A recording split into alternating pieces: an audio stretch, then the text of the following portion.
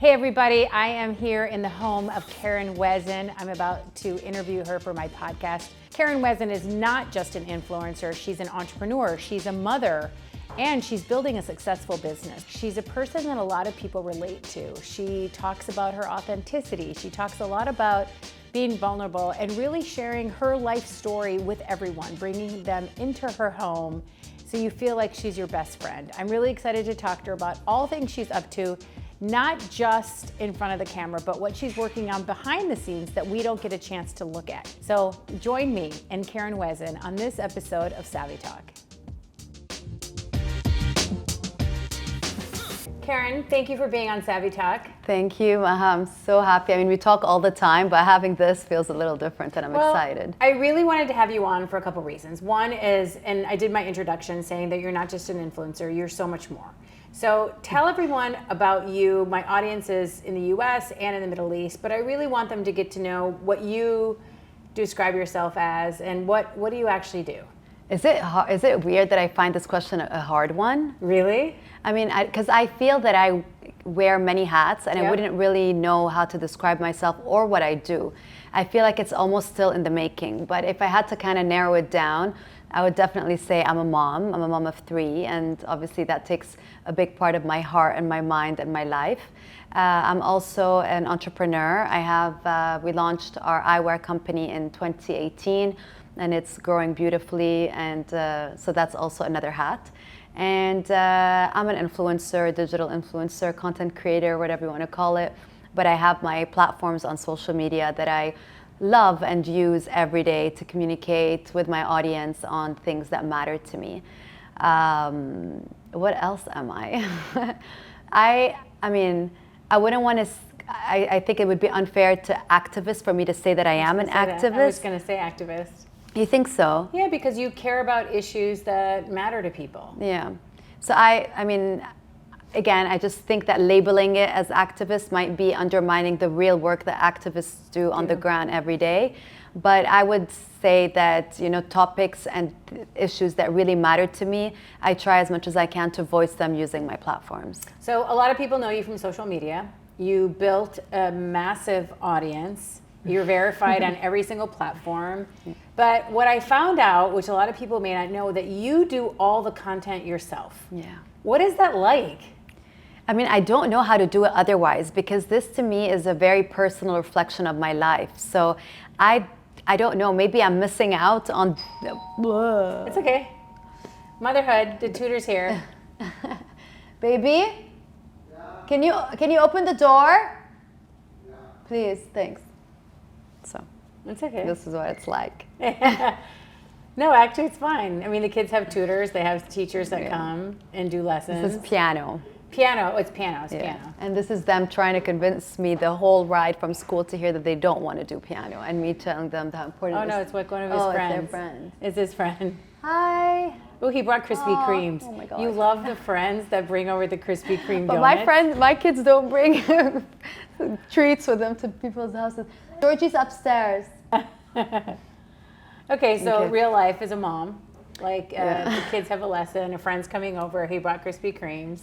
Love that. You're but seeing like, it all. and tell me about the content. Like, you film it yourself, you edit yourself. You're talking about like, this is all you know. Yeah, this is all I know, and that's what I'm saying. I don't know if I'm missing out on the time that I would save if I were to delegate on such a thing. But I personally find it a very personal thing, and I just feel this is how I started. So when I first started, it was never something that I strategized for. It started off because I actually loved to edit and to share stories. And I used to travel around with a tripod and a proper like camera before there were iPhones. And I always loved that. I love photography, but not only taking photos of people and things. It was more to kind of take photos of myself. I know it's going to sound narcissistic, but to take photos of myself, my husband, who was my boyfriend at the time. I loved photos that you can get an emotion from.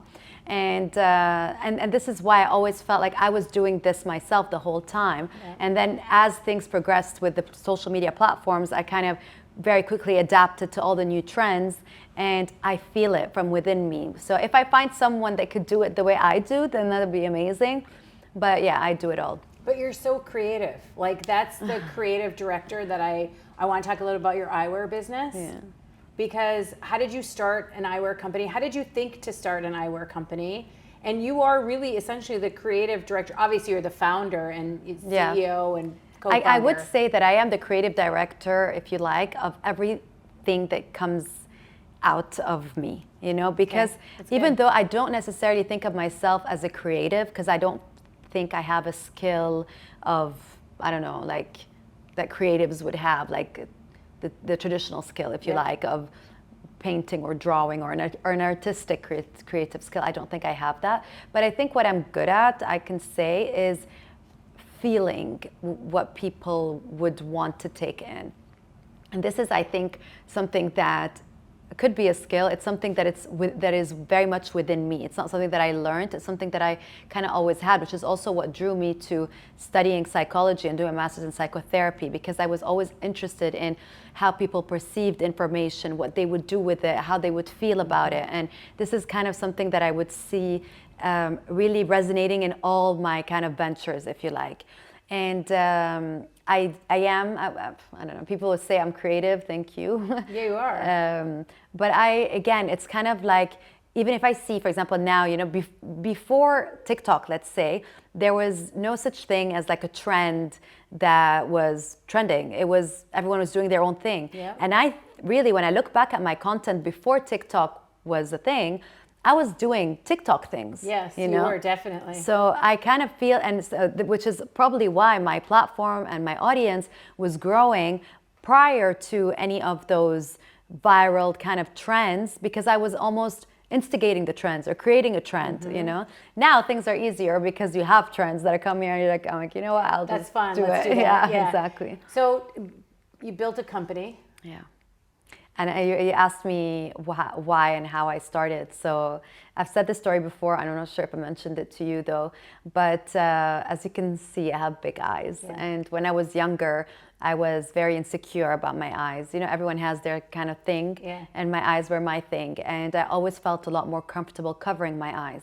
So, and I remember even, when I first started like going out and kind of like meeting guys or whatever it is, I was so self-conscious that even the way I would sit was like in a way where I didn't want anyone to see my eyes from the side, because I felt like they were from the side, you would see how kind of big protruding they were. And I felt like that was ugly. So I was always more confident wearing sunglasses, an easy way to cover, my eyes. And also another thing is, after I gave birth, I put on so much weight and I wasn't able to dress or feel like stylish the way I used to feel about myself before in my clothes. So I always felt that accessories were such a easy way to kind of make me feel like I'm cool without, it being impacted by my weight. So that really made my love for sunglasses kind of grow, and I became almost passionate about it. I would travel and just go to little shops everywhere. The first stop was always sunglasses. And then through my communication with my audience, thankfully we have that open relationship, and you have messages and DMs and comments, and I would see how many people were interested in my glasses. They were asking me all the time, where did you get these glasses from? I love these glasses. And I'm like, you know what? Ding. This could be something, Yeah. I didn't have the guts to do so because, again, I started off, I was doing my master's, I graduated, I moved to Dubai, I got married. I never really worked in the corporate world, or let alone start a business. So I was super overwhelmed by the idea of creating my own business and a company with just employees or people working for me. Like, how does that even work? I never even worked in a corporate world to understand how it works. So I took a risk, if you like, and especially that I already had an audience, and I was almost afraid to disappoint my existing audience by creating something that didn't reflect what I would want it to reflect onto them. But I'm super happy that I took this kind of risk and plunged into it. And today, when I look back, I feel this is one of the best things that I've done, because I've been working on social media with brands for years. Yeah. And lending my voice, lending my creativity, lending my platform technically to other people. Whereas today, when I work on my brand, I feel like everything that I'm doing is for me, and it's a beautiful feeling. You built the company. and now you just launched a new collection. Yeah. Like, talk to me a little bit about the process, the entrepreneurial journey. Like, you have to worry about packaging, price, customers. Yeah. What's that like? It's different than answering like DMs and comments on your social media about your outfit. Now you have customers to answer to. And it's customers that are paying. So, you want to make sure that not only are they satisfied with the product, but they are satisfied with the process as well. Yep. And we all know how easy it is for one angry customer to kind of taint the image of a company. So we really are super careful when it comes to that. And it's really with love, because I put myself in the customer's position. What would I like? How would I like to receive it? What kind of care would I, and we are very open with our customers. So far, I mean, it's always been a very positive experience. And if someone happens to be angry for whatever reason, we always make sure to tackle that and to arrange it and to fix it and make sure that the customer is happy. But yeah, it is very much of a process. You have, you have dates and deadlines that you have to abide to, because it's part of the collections are part of a wider industry, if you want, schedule. Good. So you have autumn, winter, or fall, winter, and then you have spring, summer. So you need to make sure that, and this is the shelf, so they're on the shelf at a certain date, but everything that happens before, you're talking months and months before. So we present our collection hoping that by the time they're out, it would still be a trend, or it would still be something that people would like. So we really have to kind of preempt and really envision what it would be like in 3-4 months, not even more, in 6 months, if you like. You have long lead times, you have production, you have to think about trends, what do people care about, what's in, what's out. It's a process. It is definitely a process. And also for us, I mean, eyewear has always been such a special thing for me, and I have a personal kind of relationship with the concept of eyewear, but I definitely see this as a stepping stone into something bigger. So we are constantly also looking at, new categories, even new markets. I feel like we're very well established in the region. I personally believe that our eyewear would resonate with women from all over the world. Are we ready yet to really launch in other markets? Again, it's just making sure everything's exciting and you want to do it all, but making sure that we're taking the right steps at the right time, making sure that we have the team is equipped, that we are equipped to handle everything. This is also a product. When I first started, I was so excited to do everything. I'm like, we should do this, we should do ads in Germany, we should do this. I'm like, and then we really had to get a few slaps in the face, but also really kind of take a step back, slow down, and realize that everything is in steps, and making sure that we have the whole process nailed before we come in and make a mistake that might be too difficult to get back on our feet from. So you built a company, now you have the eyewear line, you expanded into kids, so yes. You have an eyewear line for kids. Yeah. What's been the biggest challenge so far since you started the company? Whether it's new markets, new industry, new, opening up the kids market. I think a little bit of a challenge for me. I mean, this is maybe a little personal, but I think kind of proving myself as an entrepreneur is a challenge. And maybe I need people like you to kind of reaffirm to me that, Karen, you actually are. I mean, this is what defines an entrepreneur, and you are one. Yeah. But sometimes I feel like I've been put into a box and labeled as an influencer, and it is not always kind of accepted for and I have my name on it, so it's not like it's called whatever by Karen. No, it's actually Karen Wazen. So there is my name very much intertwined with the company. So having to prove myself is something that I feel like I continuously have to do. And some people think that it is successful because they have the reach, but that's not enough. Reach is important, but it absolutely is not enough. You have to deliver on product, packaging, price point, delivery, everything. Exactly, everything, the whole supply chain. And if one thing is not where it should be, then you feel the whole process, is affected. What's your definition of style? Like, you've been in and out of these fashion weeks. I saw you in New York. You just came from Milan. You're going to Paris. Eyewear is about style and fashion. Your followers love to see how you bring your unique fashion to your page and to your home and how things. What is your definition of style?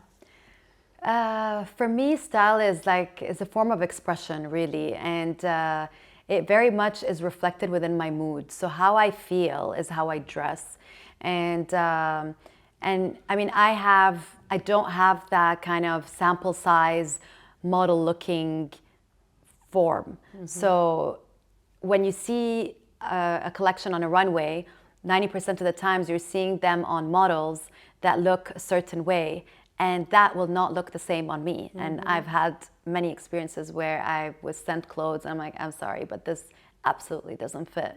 Either it doesn't fit like zipper wise, or it's too long, or for whatever reason. And it used to affect me in the beginning. I used to feel like, if the clothes don't fit, does this mean I don't belong to that world? Because this is sample size. Am I not, industry standard, if you like? But I mean, I think it's amazing what we're seeing today, where social media, I think, has been a big drive to change the way designers are designing, to change the way fashion shows are done. The inclusivity that we're seeing today, I think, is really amazing. And the fact that I was able to kind of detach myself emotionally from the size of the clothes and actually think, okay, what actually fits me and makes me feel good? And when I feel good, this is when I feel like I am, if you want, stylish, or I feel confident, or so it really comes down to that. And that can be from a simple jeans with a white t-shirt, but when you feel good in it, it's gonna look good. Whereas if you're wearing something that could be off the runway, new collection, but you don't feel comfortable in it, you're not gonna feel good, and it's not gonna look good. What's the thing that people on your social media ask you about the most? I'm sorry if you hear my kids in the background. A few things. One of my most asked questions, I would say, is how I balance between motherhood and my work in general, and both lives. Like, how am I able to be there for both? Okay, and the answer the answer is always, I wish there was an actual formula for that. But one thing that I find super important, which is also part of my strong messaging on my Instagram, when I found out actually that I was pregnant, I had a fear, because I always knew that I wanted to work. I always knew that I wanted to have an impact. I always knew that I wanted to create something or to do something. But I was kind of always I was always made to believe that if I have children, that's not going to happen. And I wanted to prove it to myself and to the people that are following me and to the younger generation that, in fact, if you do want both, you don't have to have both, but if you do want both, you can. And this is something super, super important for me to voice and to highlight. So yes, it comes with, they say something's got to give. So I feel that, for example, my social life is definitely not what it used to be.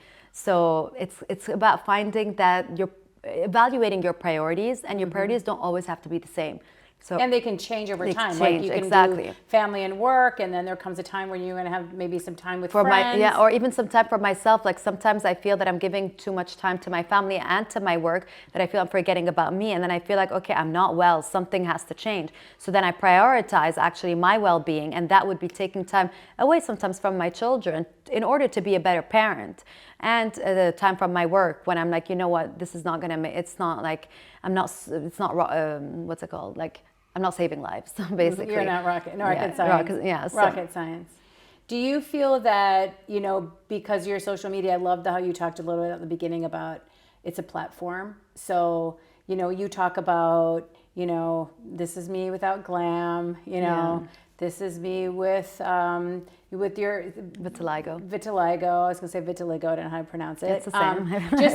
just like real life, that authenticity matters. People want to see. Like, I like the fact that the kids are screaming in the background. That's real life. Yeah, absolutely. And I was actually talking about this today with a friend, that when I first started, I obviously never imagined that one day I would get to where I am today, and that people that I didn't know would know me. And I would assume, growing up, I was always a very kind of a kind person and a very caring person. And everyone who knew me knew that about me. It was very much of a characteristic of myself. So when I first started on social media, I just thought that people would know that. They would know that I'm a kind person, that I'm an honest person, that I'm a real person. Until I realized that, in fact, it's how are they going to know if I don't show them? photos will only tell a part of the story. But what is that? What is me showing a photo of me and my husband actually mean to them? So this is when I realized I have a responsibility to reflect the truth of what it is that I'm living every day. Do I feel I do enough? I feel there is definitely more room for it. Yep. Am I afraid? Sometimes. The more I grow, actually, you would think it's the opposite. The more you grow, the more you feel like confident, or the more you feel like you're, you have less to lose, if you like. Yeah. But in fact, the more I grow, the more I'm like, if I say this, will it backlash? Will it backfire? Will it backfire? Like it? Yeah. So even sometimes when I want to, for example, complain about something that I'm personally going through, I start thinking of other people that have problems that might, to them make my problem seem so small, and who am I to complain about it? So I kind of keep it to myself. So, and you also don't want to be tone deaf. I know you care about yes. being relevant to like what's either happening in the news or causes that are important to you. So let's talk about that. So UNHCR. Yeah. What are some of the things that you care about and why? So UNHCR is a journey that I embarked on maybe 3 years ago, and my first visit, I was all very new to me, and I really didn't know what to expect from my visit to the camp. And today not yet a Goodwill, but soon a Goodwill. I'm now a high-profile supporter, and this journey has been so enlightening to me. And with every visit, you would imagine that you are going to kind of give the refugees, whether it's your time or listen to them to give other people a perspective on what it is that they're living. Mm-hmm. But in fact, every visit, I feel like they have given me so much. And it is really an indescribable feeling. And I feel so proud to be appointed by the UNHCR, for them to trust my voice, to trust my platform, to help them raise awareness on something that is very, very, very close to my heart. Especially that, a lot of people don't even know what defines a refugee. But a refugee could be any one of us who, under horrible circumstances, have had to flee their home. And who says that can't ever happen to you? And how would you want to be treated if that were to happen to you? So this is something that I'm very fond about and very passionate about, and I love using my platform to kind of raise awareness on that matter. You know that I did my master's in psychotherapy, and I went through therapy myself for 2 years, and this is something that has completely changed my life. And the growth that I was able to experience and to grow within that time was so amazing. And I feel that in our region, this is something that is still a little bit taboo, something that is unfortunately not spoken about enough. And I feel that this is also something that I feel very strongly about. So mental health, mental well-being, taking care of yourself. I also, I want to say I was a victim is a big word, but I was in a very toxic relationship for 2 years of my life, where I feel that my soul was broken. And I very often talk about this as well, because I remember being in this situation and wanting to hear a story of someone who was able to get out of it. And how you can inspire somebody else who might be... So today, this is what I want to be, that girl for that girl that has a story of being able to get out of it. Because I remember I would watch movies or anything, or read a book, just to hear of someone who was successfully able to get out of it. Because when you're in it, you feel that there is absolutely no way you can get out of it. And I've been through it. I know exactly the feeling, and it was horrible. And I always, very often at least, talk about my experience, even though I feel bad because I would never want to ruin the image of the person that I was with. But at the end of the day, it's lesson learning, and other people can gain from it. Yeah, exactly. Karen, you are a mom and entrepreneur, but you're also an inspiration. What's next for you?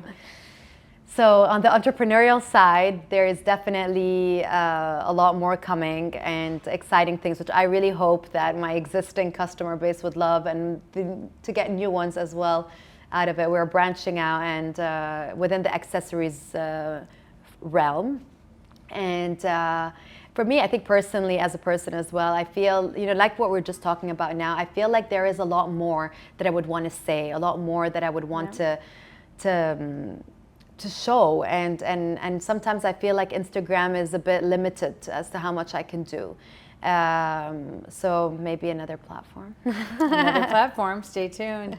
Karen, thank you so much for being with us today.